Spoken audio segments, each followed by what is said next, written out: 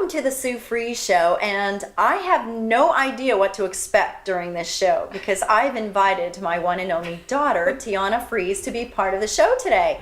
And I talk a lot about gifts, God's gifts, and I will say that Tiana, since she was 2 years old, her favorite thing to do was to color. She loved to color, and I see parents now and they buy these really expensive gifts and everything, and I got off really easy because all she wanted was crayons and paper, and we'd go to a restaurant and whatnot, and it was just very simple to keep her occupied and busy. And she, at a very young age, we realized that she had a gift of artistry. She just was very good in the arts and drawing, and she was a perfectionist from the very beginning. I could not help her with writing her name or correcting her spelling. She had to do it herself.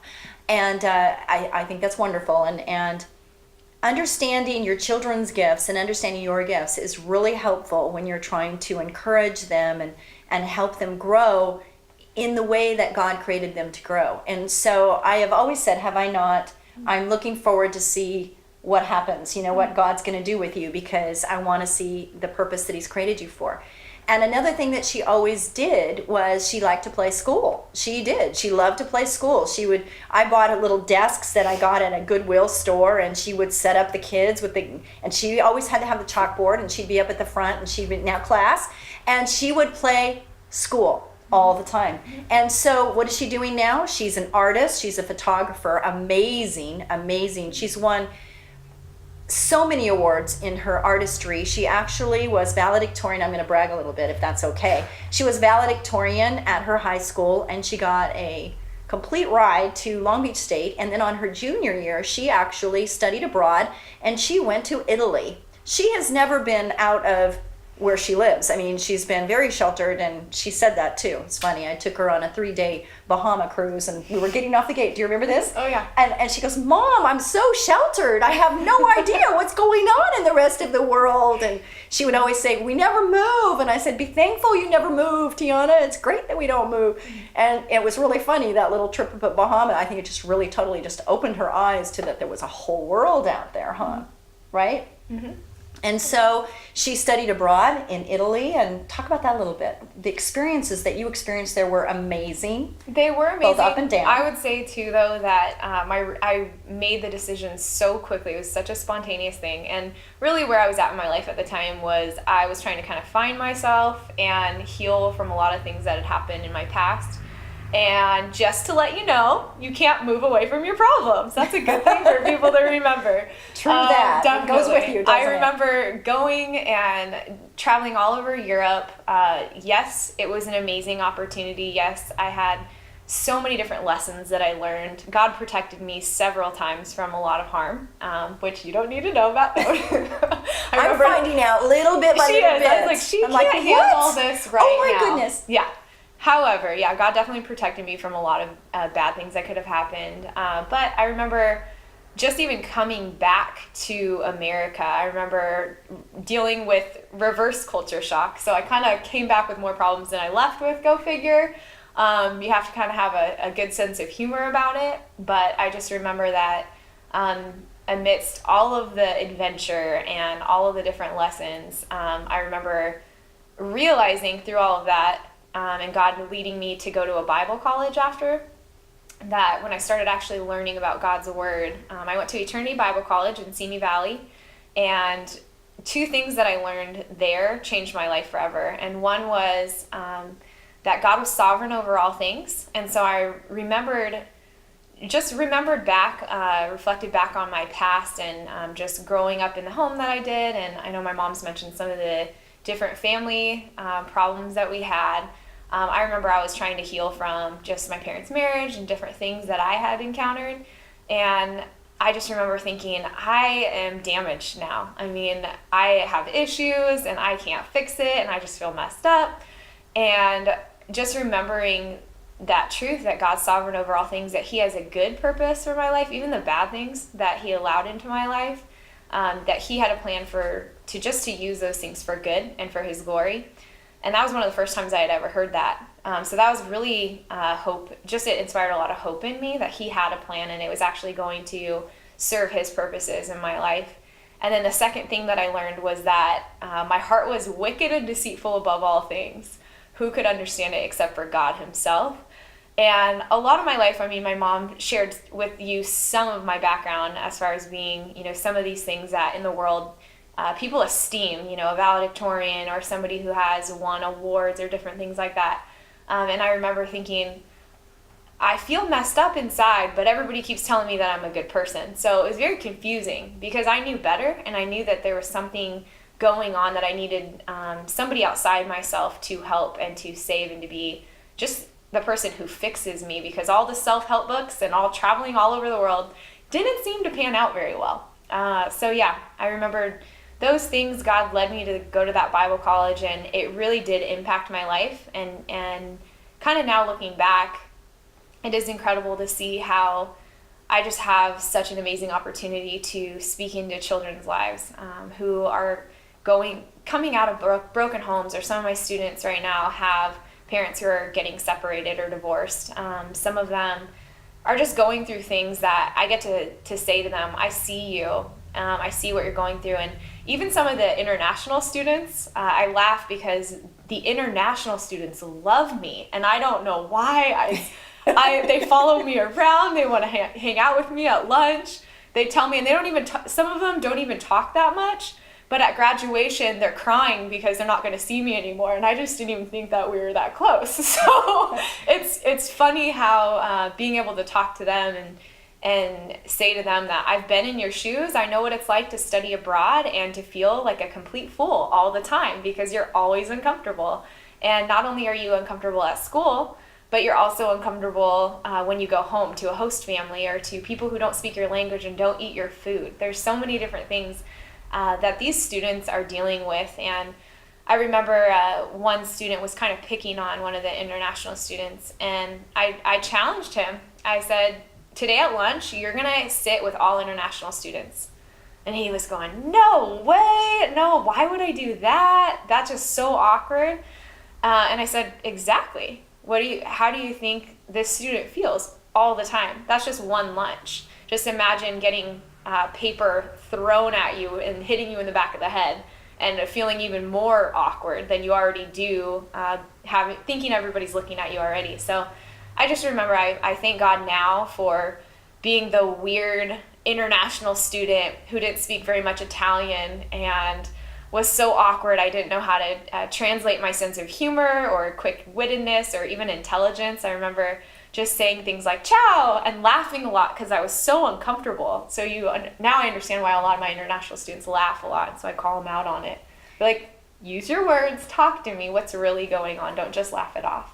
So that is so awesome to listen to you talk about these things. And what comes to mind is when I came to visit you, I came twice. Once when you for Christmas. Mm-hmm. I had my first Christmas away from the rest of our family over there, and so I think I was feeling worse than you were about homesick. I was like, Mom, it's going to be okay. You'll get over it. Just wait. But I remembered that, and that's true, you did do that. And I went to your school because you went to an Italian academia school. You went to Accademia di Belle Arti. Yes. Michelangelo's David is, which is amazing. It is amazing. And I went to school with her a couple of times, and her teacher would come talk to her, and she'd be there with her easel and doing her art, and he would say all these things. Then I'd say, Tiana, what did he say? And she goes, I don't really know. Just keep swimming. Just keep swimming. I don't really know. And I'm like, how are you learning anything if you don't even know what he said? That's what I said. Luckily, I was an art major. Yeah. There's a lot you can communicate with a paintbrush and not your mouth. So. And something else was really wonderful is Tiana, she would bring her computer, and she would play... No, so one time I remember music that universal language. One time I came and I just realized this is uncomfortable. This is the new normal. Get over it. Get over yourself. You have to make mistakes in order to actually learn this language and just be yourself. And so I really liked Disney music. I still do. Oh, yes. I'm not gonna lie. Oh, no, me Love too. Disney music.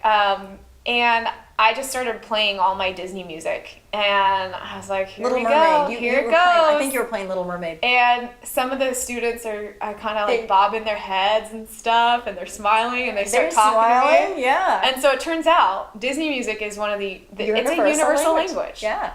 Yeah, so that was something, it was like really amazing to see the difference in the personalities when she turned that music on. It was like really great to see that. Yep. Yeah. Another thing that happened is we went to a little store shopping on the street. What do you call them? What, an open market? Yeah, the open market. And we went to the open market, and I was like, she was going down, and she looks Italian. She looks a little Italian here. And so I don't, but she does. And so she's sitting there, and she's like bartering or talking to these guys to try to get better pricing, right? Because I taught her well. We do that. And I said, hey, Tiana. And she comes over, she goes, Mom, don't talk. And I'm like, what do you mean don't talk? Right? Yeah. And you said, you're messing it up. And I'm like, messing what up? And she goes, I can't get these good prices if you open your mouth, because then they'll know you're English and that I'm English. You know, I'm from American. California, Yeah. American. Yes. Yeah, so I thought that was kind of funny. Yeah, we have some good stories. We do have some great stories. Do you want to tell them another one? No. I'm good. This girl, she's a trailblazer. I'm not kidding you. I almost got my purse stolen one night in a train, subway. Crazy. I was ready to just, somebody. Another thing that happened is I found out you fell in some like icky water. You want to did. tell them about that? Okay. I found out about that later. Oh, So my we're gonna go goodness. there. Okay. Yeah. Okay. So I think it was within the first month that I moved to Florence. My grandma told me that I shouldn't go because I was gonna die. That Yes. was definitely what she Yes. said before Yes. I left. That's something she would say. Yeah, it is. Yeah. And I didn't die. No, she's here. It's good. Yeah. But I went there and I went running, and sometimes, so Italians don't really run very often in public, like just in the city. They go to parks maybe. So sometimes they'll say "Dove il fuoco," which means "Where's the fire?" And you learn that out after you run a bunch. So I was running with some of my roommates, and I stopped off because there was a fisherman kind of out on one of the, I don't know if it's like a pier kind of thing. And it's in the Arno River, which the Arno River in Florence, if you've never been there, is kind of like the waste, where all the waste goes from all of the city. So Lovely. really nasty things. You definitely don't want to go for a swim in there. There's these weird muskrat type animals that you don't really know what they are. They're kind of a hybrid of really ugly rats and huge things. I don't know. So anyway, I jumped over a gate and kind of walked down. I took my socks and shoes off, walked down to be by this fisherman, and in a couple of seconds, I just slid and dropped off into the Arno River. Oh my gosh. And so I was so shocked and so embarrassed, actually. I think I was more embarrassed than I was scared, if you can believe that. And so then I just started waving up to the fisherman who was shouting in Italian, and some of the tourists who were looking at me, and I just said, ciao! And I don't even know what I was doing, but I started punching through the water and swam back across because there was no exit on the side that I fell out on. And so when I was exiting, I saw a syringe and just some other nasty things that I won't mention. So for the rest of the year, I was known as the girl who fell in the Arno River. So that was pretty classic. Yeah. It was good. Yeah, that is. Yeah. Wow. And the home life that you had there was not so easy. You had a situation where you were living with 5 girls, and not all of them were believers. Mm-hmm. So you were like trying to be the light, and I witnessed that your light was getting snuffed out because you had nowhere to go to get filled up again. And so I just saw you getting really dark. You know, your clothes were dark. Everything about you was just getting to where you lost you, this little bright flower that just is so precious. Hi. And, you know, it took a little while, but I saw you start to come back when I was there with you, and it felt good for Mommy to be able to come and just love on you and, you know, kind of help you out a little bit there. So it felt really good to be able to be there and do that. And I experienced Christmas with you, and then your 21st birthday. Yep. I was over there, and I spent Yeah. 21 days 2 times over in Italy. Another funny story was she took me, I know where you're going. I don't even know if I should say it because it's kind of embarrassing for me. No, it's okay. Okay, you tell it, because you probably tell it better. You go ahead, you tell it. I don't know. Oh, okay. Oh So I my think this is gosh. one of those stories that's only funny for us, but here it goes. Okay. All right. So we went to Venice. We did an overnight train, another overnight All train to overnight. Venice. Oh, no sleep. And I just kind of like, even if I don't know where I'm going, I kind of developed this Trailblazer. sense of you just keep walking, and you eventually find out where you're going, kind of, or you ask for help. So we had these rolly suitcases with us, and out of the train station, I think it's at 4 or 5, it was definitely dark out still, and we're going all over Venice. And I'm determined to find something awesome because I've seen really cool postcards of this place, and I'm determined to find, where this is. And So how cold was it, Tiana? it was cold. It was really cold. Just the thought of it right now just makes me Okay, it shiver. was really, really cold. Really cold. Really How cold. cold was it? I don't know. It was cold. So anyway, when we're walking, my mom she stops and she just goes, Tiana! And I'm just going, what? She goes, just stop! I turn around like, what's wrong? It's gonna be okay. Just stop! And I have to say, I have to give her some credit here. She stayed in hostels with me, which is a whole other story of our adventures. Oh. But that's pretty cool to have your mom stay in hostels with you and actually live on a student budget where you're basically taking cereal for lunch with you in your backpack to save money.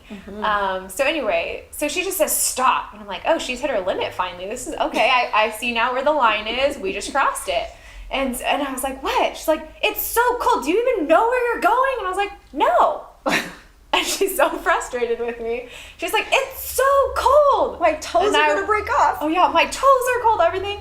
She's like, look over there at the pigeons. And I look over, and this pigeon is just like totally puffed up. And she goes, even the pigeons are cold. And so then we just start dying laughing. We on the ground, But dying, laughing. I just think not it's that because funny, we were but really we were so tired sleep and so deprived. hungry and so everything and so cold. My toes, I'm not kidding you, felt like they were going to break off. Okay. Yeah, but it was So that funny. was that story. Yeah, the hostel is a whole nother story, but we Yeah. won't go there. Yeah. So, moving along is Tiana. Another thing about Tiana, she never got sick. She was the well child. She was never, ever sick. In fact, how old were you when we were at the I campsite? think I was in junior high when And I was finally- teaching her how to swallow her first pill. I mean, that's how not sick she ever was. It was amazing. So I had to teach her how to swallow a pill. And she finally, it took a long time, but finally she came out of the motorhome and she goes, I did it! She was all excited that she had actually finally swallowed her I first actually pill. had to put it in a grape and then go And then figure I actually was swallow able it. to swallow a grape, but not a yeah. pill. Yeah. Yeah. It was the thing of the pill. It was I don't just know. that thing. So she's never really been injured. She's never really been sick. So she really didn't understand that whole deal of what that's like, right? Except for watching her brother, who had asthma from the age of 2, and always we're having to deal with taking care of Tyson and running to the hospital for Tyson. And she's in the back with her pajamas on, wrapped in a blanket, and, going to emergency. And, she just kind of went along for the ride. But she'd never personally experienced any type of real pain or anything, right? I mean, more or less. A little bit. I mean, cheerleading, and she had someone put her tooth in her face right here, and that just was very upsetting. But it looks pretty good. It's all right. Okay, I was so upset about that. But anyway, so, Why don't you talk So- about your injury? all right, okay, we'll go there.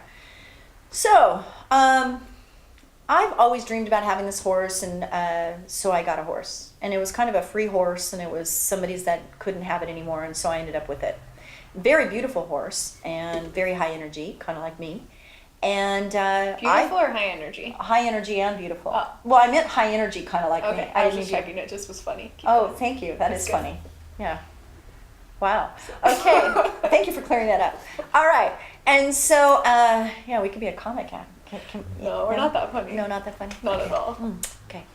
Anyway, so I got this horse, and I'd always dreamed about having a horse. We had a house that had, stables in the back, and so I really wanted to fill that stupid barn with a horse, and so finally I did.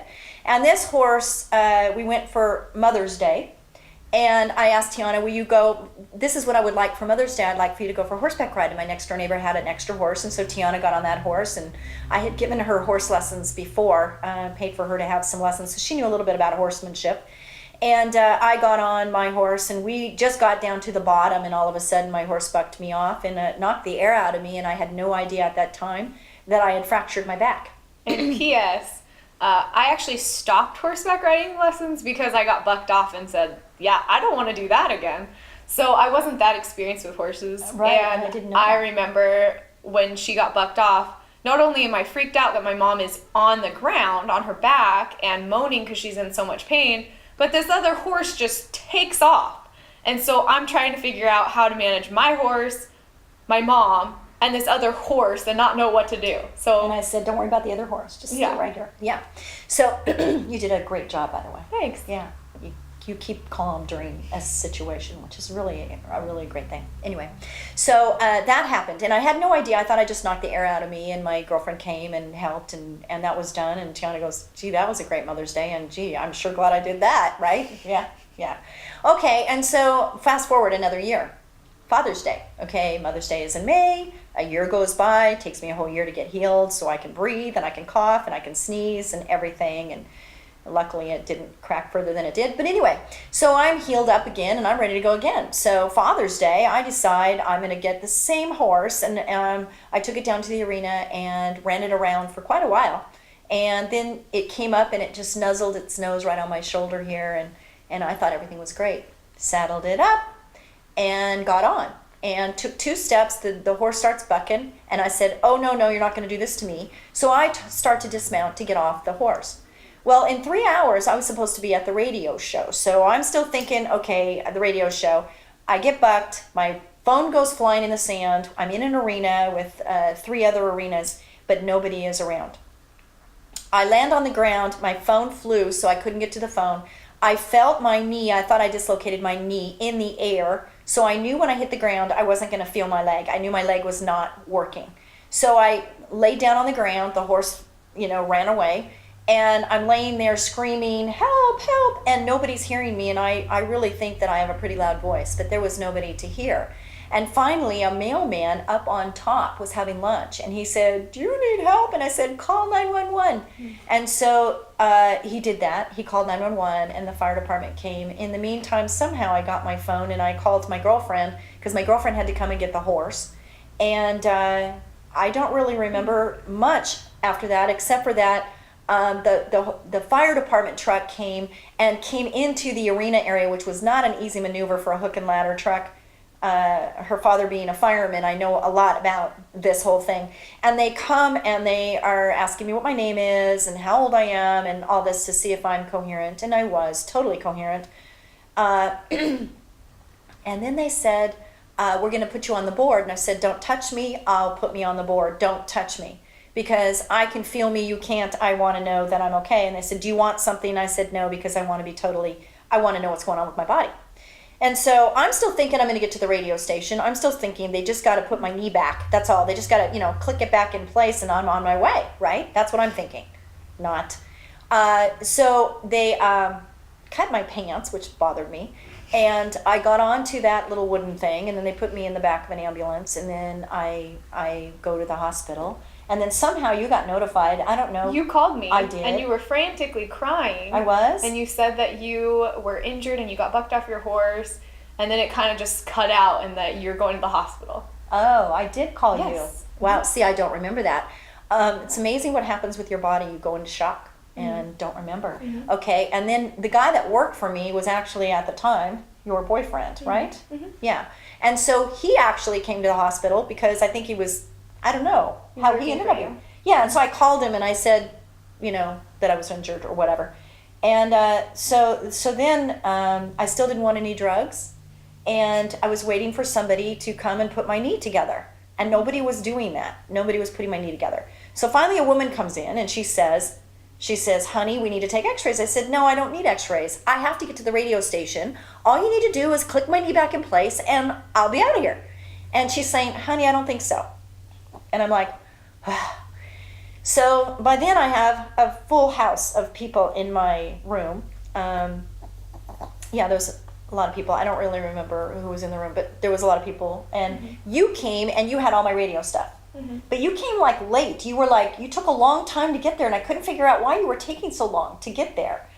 And then I find out later it's because she was thinking the same thing I was thinking, and she was getting all of my radio stuff together so I could get to the radio station, right? That's what I Yeah, and so when I later. came in and I see my mom's leg completely just mutilated, I was in shock because I had no idea how bad it was, and I've never seen your whole body like disfigured like that so much. It was really scary. And then the nurse, actually, I got there first, and the nurse had this whole just all this paperwork for me to fill out. And I'm going, what in the world? Why am I making these decisions? And I'm signing off just in case anything bad happens to you, if you die, or surgery, or all these different things. And I'm going, what? I did not know What you had to do all happened? that. Wow. For certain medication, I had to sign off to make sure. Okay. I Wow. was like, okay. Okay. Yeah, so I got really scared after that. Yeah. Wow. I didn't know that you did that. Mm-hmm. Wow. All right. So moving forward, come to find out, they did X-rays, and the lady came in and she told me, "Honey, your leg is shattered. You've shattered your tibia, your fibia, and you have to be transported to Woodland Hills Kaiser." Yes. And so that happened. Did it happen that night or the next morning? That night. Yeah, I got shipped to there, and then I said, "Yeah, give me the drugs," and they told me you should have something. And so I did, and I remember that I could feel it just go through my IV because they had me on this IV. I was crying a lot. I didn't cry for the longest time, and then all of a sudden I think the shock kind of went away, and then the pain started coming, and I could feel my leg. And now, see, I don't remember my leg being mutilated. I remember looking at my leg, and it looked fine on the outside. It's just the inside was all a mess. Really? Anyway, so sorry. What happened next? You were just in the hospital.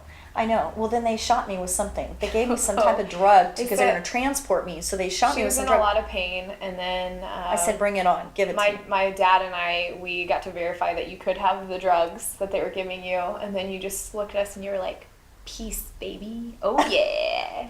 I'll never forget that part. That was my favorite part of I a think really I said bad peace situation. out. I think no, I just said peace, peace baby. out. Oh, peace, baby. baby. It's amazing how you Yeah. feel that just take over, and it's just like, oh. You were happy. You were a happy camper at that Happy point. gang, yeah.